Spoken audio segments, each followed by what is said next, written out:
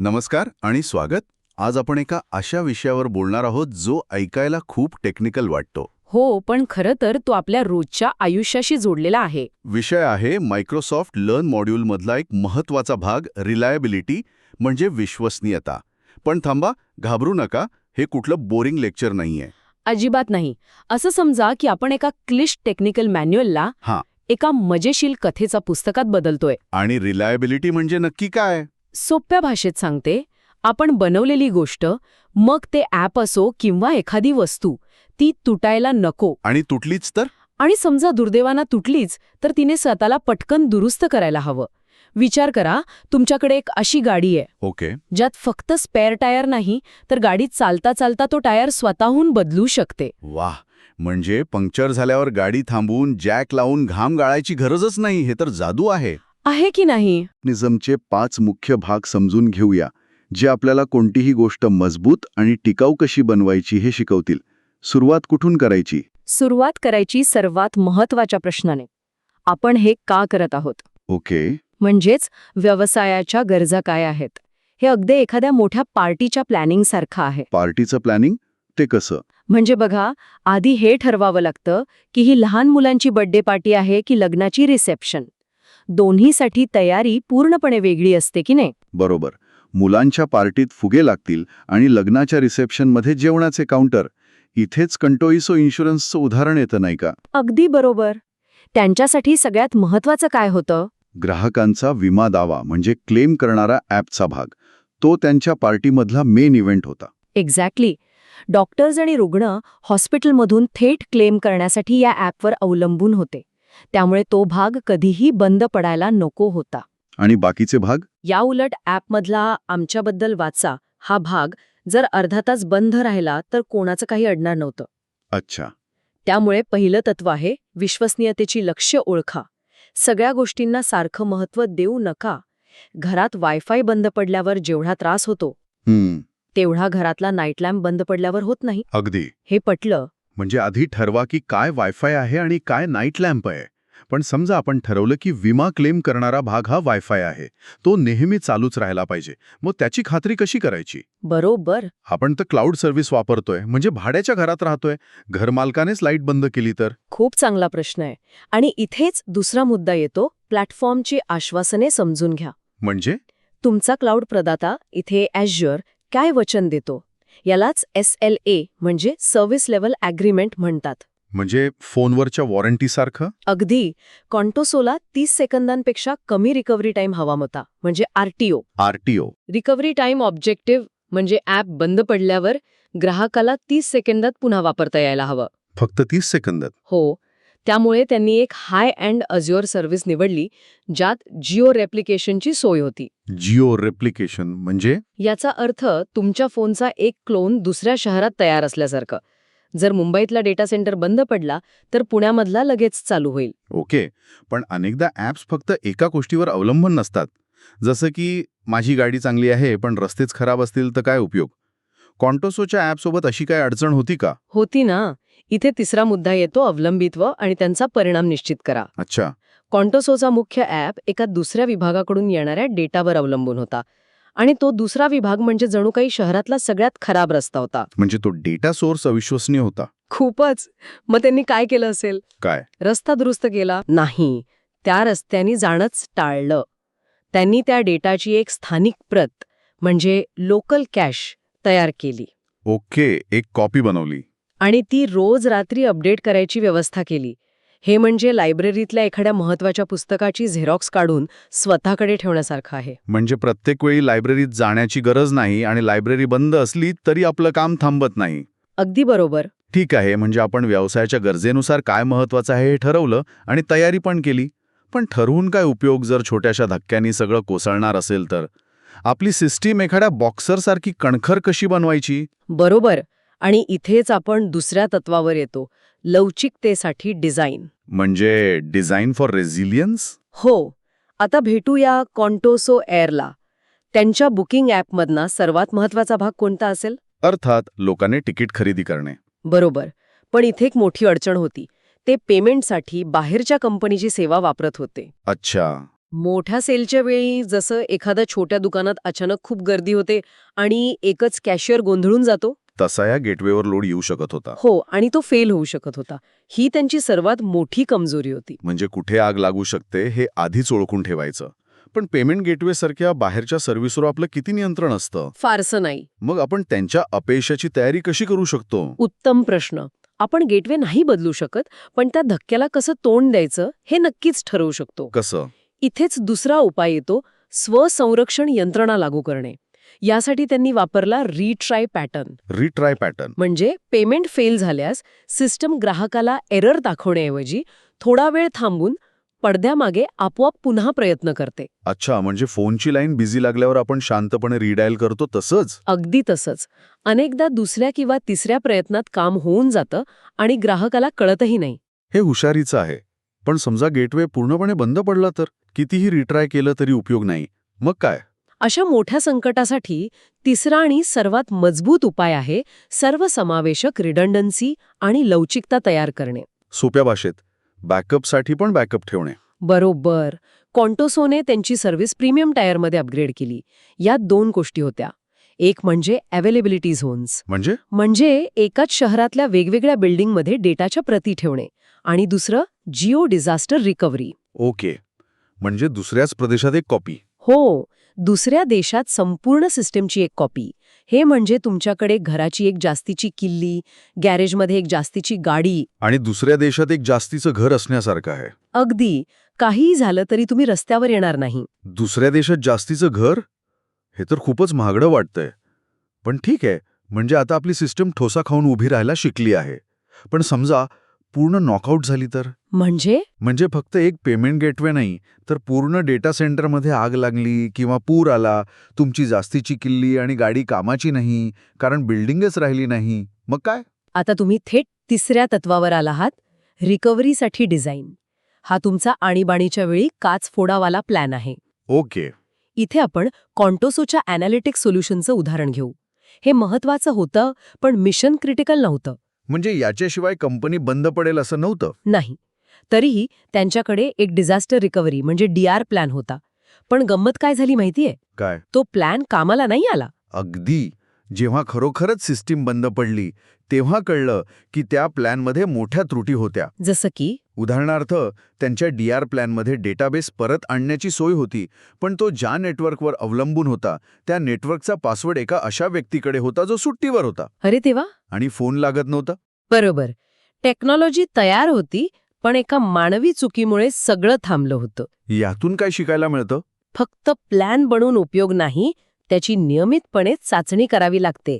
हे म्हणजे घरातून बाहेर पडण्याचा आपत्कालीन नकाशा बनवून ठेवलाय, पण कधीच सराव केला नाही. आणि खऱ्या आगीच्या वेळी कळलं की मुख्य दरवाजाला कुलूप आहे आणि चावी कुठे आहे हेच आठवत नाही. एक्झॅक्टली. हे तर भयानक आहे. म्हणजे सराव महत्वाचा. पण डेटाचं काय? सगळा खेळ तर डेटाचा असतो. आग लागल्यावर बिल्डिंग तर पुन्हा उभी राहील, पण जळालेल्या फाईल्सचं काय? बरोबर. म्हणूनच दुसरा उपाय आहे स्टेटफुल डेटा हाताळा. यासाठी कॉन्टोसोने ऑटोमेटेड बॅकअप आणि ॲक्टिव्ह रेप्लिकेशन वापरलं. म्हणजे सोप्या भाषेत तुमच्या महत्वाच्या फाईल्सची एक कॉपी आपोआप दर काही मिनिटांनी एका वेगळ्या सुरक्षित ठिकाणी सेव्ह होत राहते. अच्छा, म्हणजे जरी मूळ फाईल्स गेल्या तरी आपण नुकतीच सेव्ह झालेली कॉपी वापरू शकतो. हो, त्यामुळे तुम्ही अगदी काही मिनिटांपूर्वीची कॉपी वापरून काम सुरू करू शकता. म्हणजे डेटा सुरक्षित आहे, पण तरीही काहीतरी छोटं मोठं बिघडतच राहतं. एखादी प्रोसेस क्रॅश होते. प्रत्येक वेळी कोणीतरी जाऊन ती रिस्टार्ट करणं म्हणजे खूपच वैतागवाणं काम आहे. इथेच तर खरी मजा आहे. तिसरा उपाय आहे डिझाईनमध्ये स्वयंचलित सेल्फ हीलिंग क्षमता जोडणे. Self healing? हो, कॉन्टोसोची एक प्रोसेस होती जी दिवसातून 4-5 वेळा क्रॅश व्हायची. प्रत्येक वेळी इंजिनियरला येऊन ती रिस्टार्ट करावी लागायची. वैतागवाडी आहे. हो ना. मग त्यांनी यावर एक ऑटोमॅटिक सिस्टम म्हणजे व्हर्च्युअल मशीन स्केल सेट लावली. ही सिस्टम म्हणजे त्या प्रोसेसवर लक्ष ठेवणारा एक रोबोटिक वॉचमॅन आहे. ओके. जशी प्रोसेस क्रॅश होते तो तिला लगेच आपोआप रिस्टार्ट करतो. गरज पडल्यास तो जुन्या क्रॅश होणाऱ्या प्रोसेसला काढून टाकतो आणि तिची एक नवीन फ्रेश कॉपी सुरू करतो. वा, हे म्हणजे तुमच्या गाडीच्या इंजिनमध्ये एक छोटा रोबोट मेकॅनिक बसवण्यासारखं आहे. अगदी. जो काही गडबड झाली की लगेच दुरुस्त करतो. हे ऐकायला तर छान वाटतंय. पण यात धोका नाही का? काय होईल जर त्या ऑटोमॅटेड सिस्टमने चुकीचा निर्णय घेतला आणि एखादी प्रोसेस पुन्हा पुन्हा रिस्टार्ट करत राहिली? बरोबर. हा एक महत्वाचा धोका आहे. म्हणूनच अशा सिस्टीममध्ये सर्किट ब्रेकरसारखे पॅटर्न वापरले जातात. Circuit breaker? हो. जर एखादी गोष्ट वारंवार फेल होत असेल तर ऑटोमॅटिक सिस्टम काही काळ थांबते आणि माणसाला अलर्ट पाठवते. ती मूर्खपणे प्रयत्न करत राहत नाही. ती म्हणते, ओके, मी 3दा प्रयत्न केला पण काहीतरी मोठं बिघडलंय, आता तुम्ही बघा. अच्छा, म्हणजे आता आपली सिस्टीम आपत्कालीन परिस्थितीतून बाहेर पडायला शिकली आहे आणि स्वतःच्या छोट्या मोठ्या जखमाही भरू शकते. हो. पण हे सगळं आपत्ती आल्यावर करायचं, त्याआधीच काही करता येतं का?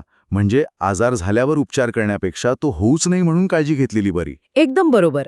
आणि हाच आपला 4था अध्याय आहे, ऑपरेशन्ससाठी डिझाईन. म्हणजे ॲप्लिकेशनच्या नियमित आरोग्य तपासणीसारखं? एक्झॅक्टली.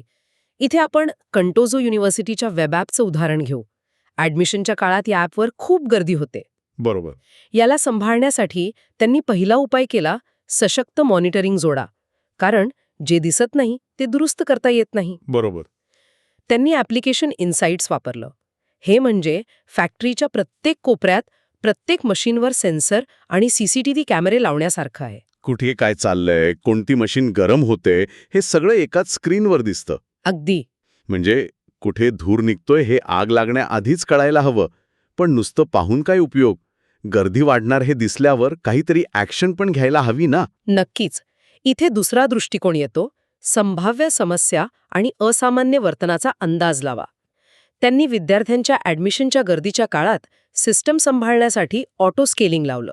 ऑटो स्केलिंग म्हणजे जशी गर्दी वाढते तशी सिस्टम आपोआप आपली क्षमता वाढवते. जसं एखाद्या मोठ्या कार्यक्रमात गरज पडल्यास अजून खुर्च्या लावल्या जातात. आणि गर्दी कमी झाल्यावर? गर्दी कमी झाली की सिस्टम पुन्हा आपली क्षमता कमी करते, जेणेकरून विनाकारण खर्च होत नाही. आणि तिसरा, हा मला सर्वात धाडसी आणि मजेशीर वाटतो. म्हणजे तुम्ही म्हणता की जाणून बुजून गोष्टी बिघडवून बघायच्या. हां. हे तर वेडेपणा वाटतंय. तुम्ही केऑस टेस्टिंगबद्दल बोलत आहात, बरोबर? हो. Chaos engineering. हे ऐकायला वेडेपणा वाटतं, पण हे अत्यंत हुशारीने केलं जातं. पण कसं? तुम्ही चालू ॲडमिशन ॲपवर हे कसं करू शकता? नाही. विचार करा, तुम्ही फायर ड्रिल का करता? कारण खऱ्या आगीच्या वेळी काय करायचं हे सगळ्यांना माहिती असावं. बरोबर. केऑस टेस्टिंग हे टेक्नॉलॉजीचं फायर ड्रिल आहे. ते थेट मुख्य ॲपवर नाही करत. ते एका नियंत्रित वातावरणात मुद्दामून एखादी गोष्ट बंद करून बघतात. अच्छा. जसं की डेटाबेसचा एक भाग बंद करून बघायचा आणि मग पाहायचं की आपली सिस्टीम त्यावर अपेक्षेप्रमाणे प्रतिक्रिया देते की नाही. फायर अलार्म व्यवस्थित वाजतो की नाही हे पाहण्यासाठी तो मुद्दाम वाजवून बघण्यासारखा आहे. अगदी. यामुळे खऱ्या संकटाच्या वेळी सिस्टीम कशी वागेल याचा आत्मविश्वास येतो. वा, म्हणजे स्वतःच्याच सिस्टीमवर हल्ला करून बघायचं की ती किती मजबूत आहे. खरंच जबरदस्त कल्पना आहे. ठीक आहे, तर आपण आतापर्यंत 4 खूप महत्त्वाच्या गोष्टी पाहिल्या, पण या सगळ्या चर्चांनंतर शेवटचं तत्व ऐकून थोडं आश्चर्य वाटतं. ती आहे गोष्टी सोप्या ठेवा. हो, आणि हे कदाचित सर्वात महत्वाचं तत्व आहे. कारण गोष्टी जेवढ्या गुंतागुंतीच्या तेवढ्या त्या बिघडण्याची शक्यता जास्त. आणि त्या दुरुस्त करणं तेवढं कठीण. इथे उदाहरण आहे कॉन्टोझो ट्रॅव्हलचं, ज्यांनी एका स्टार्टअप कंपनीला विकत घेतलं. ओके. त्या स्टार्टअपचा ॲप खूप शक्तिशाली होता, पण त्याचा कोड एखाद्या गुंतलेल्या धाग्यासारखा होता. तो सांभाळणं एक डोकेदुखी होती. पण सोपं ठेवा हे म्हणायला सोपं आहे. कधीकधी गुंतागुंतीची रचना गरजेची नसते का? तुमचा मुद्दा बरोबर आहे. सोपं म्हणजे कमी क्षमतेचं नव्हे, सोपं म्हणजे अनावश्यक गुंतागुंत टाळणे. अच्छा. कॉन्टुसोने त्या ॲपला सोपं करण्यासाठी 3 गोष्टी केल्या. पहिली, वर्कलोडचे घटक सोपे ठेवा. म्हणजे? त्या स्टार्टअपच्या ॲपमध्ये एक फीडबॅक फीचर होतं. ते बनवायला 6 महिने लागले होते, पण विकत घेतल्यावर कळलं की ते फक्त 10 लोक वापरत होते. अरे बापरे. पण ते सांभाळायला मात्र खूप कष्ट लागायचे. कॉन्टोसोने ते फीचर काढून टाकलं. कमी कोड, कमी समस्या. घरातली जी अडगळ वापरली जात नाही ती काढून टाकण्यासारखं आहे. अगदी. घर मोकळं आणि स्वच्छ दिसतं. हे तर अनेक कंपन्यांमध्ये होत असेल. दुसरी गोष्ट काय केली त्यांनी? दुसरी गोष्ट, सॉफ्टवेअर डेव्हलपमेंट लाईफ सायकल प्रमाणित करा. म्हणजे स्पष्ट नियम बनवा. ओके. त्या स्टार्टअपमध्ये प्रत्येक डेव्हलपर त्याच्या मर्जीप्रमाणे कोड लिहायचा. कोणतेही नियम नव्हते. त्यामुळे एकाने लिहिलेला कोड दुसऱ्याला समजायचा नाही. गोंधळ नुसता. हो, कॉन्टोसोने कोडिंग आणि टेस्टिंगसाठी नियम बनवले. हे म्हणजे हॉटेलमधल्या सगळ्या शेफनी एकाच रेसिपीनी पदार्थ बनवावा तसा आहे. त्यामुळे चव नेहमीसारखीच चांगली लागते आणि नवीन शेफ आला तरी त्याला काय करायचं हे लगेच कळतं. बरोबर. आणि तिसरा मार्ग होता तुमचा ऑपरेशन्स आणि डेव्हलपमेंटचा भार कमी करा. म्हणजे स्टार्टअपच्या लोकांनी अशा अनेक गोष्टींसाठी स्वतःचा कोड लिहिला होता जे अझ्योर प्लॅटफॉर्मवर आधीच तयार उपलब्ध होत्या. अच्छा, जसे की ऑटो स्केलिंग किंवा मॉनिटरिंग. ते जणू काही स्वतःची गाडी बनवण्यासाठी टायर आणि इंजिन स्वतःच बनवत बसले होते. जेव्हा की बाजारात तयार आणि उत्तम दर्जाचे भाग उपलब्ध होते. अगदी. कॉन्टोसोने अझ्योर ॲप सर्व्हिस सारख्या तयार सेवा वापरल्या, त्यामुळे त्यांना खूप सारा अनावश्यक कोड काढून टाकता आला आणि त्यांची डोकेदुखी खूप कमी झाली. तर आज आपण 5 मुख्य तत्व पाहिली. व्यवसायाच्या गरजा समजून घेणे, धक्के सहन करण्यासाठी कणखर बनणे, मोठ्या आपत्तीतून बाहेर पडण्याची तयारी ठेवणे, सतत आरोग्यावर लक्ष ठेवणे आणि सगळ्यात महत्त्वाचं, गोष्टी सोप्या ठेवणे. ते सामान्य ज्ञानाचे नियम आहेत. आणि एक गोष्ट लक्षात ठेवली पाहिजे. या चर्चेत आपण दुसऱ्या देशात घर घेण्याबद्दल बोललो, पण परिपूर्ण विश्वसनीयता खूप महाग असू शकते. हो, हे खरं आहे. गंमत म्हणजे अनेकदा 100% विश्वसनीयतेचा प्रयत्न करणं हीच सर्वात मोठी चूक ठरते. कारण तुम्ही 99.99% वरून 99.999% वर जाण्यासाठी जेवढा वेळ आणि पैसा खर्च करता, तेवढ्या खर्चात तुम्ही 2 नवीन अत्यंत उपयुक्त फीचर्स बनवू शकता. अगदी जे ग्राहकांना जास्त आवडतील. त्यामुळे खरा शहाणपणा विश्वसनीयता, खर्च आणि कार्यक्षमता यांच्यात संतुलन साधण्यात आहे. कधीकधी सगळ्यात चांगलं नाही, पण गरजेनुसार योग्य असणं महत्वाचं आहे. एक्झॅक्टली. अगदी बरोबर. जाता जाता ऐकणाऱ्यांसाठी एक विचार. जर या 5 तत्वांपैकी फक्त एक तत्व तुम्हाला तुमच्या आयुष्यातल्या एखाद्या गोष्टीवर लावायचं असेल, टेक्नॉलॉजी नाही. तर तुम्ही कोणतं तत्व निवडाल आणि का? रिकव्हरीसाठी डिझाईन म्हणजे चुकांमधून शिकून परत उभं राहण्याचा प्लॅन किंवा गोष्टी सोप्या ठेवणे, याने तुमच्या दृष्टिकोनात काय बदल होईल? विचार करा.